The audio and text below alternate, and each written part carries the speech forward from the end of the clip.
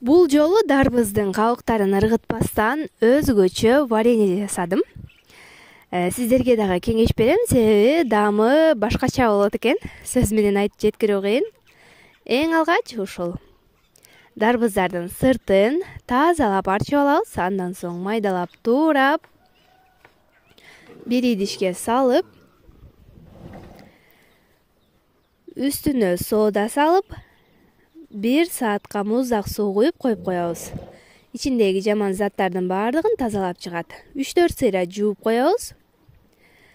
Андан соң идишибизге 1 литр суу, лимон кислотасы, кумшекер, гвоздика салып кайнатып алабыз. Үстүнө дарбызды салып, дагы да 2 саат кайнатып, андан соң банкаларга же болбосо жөн гана жегенге дагы жасап койсоңуз болот.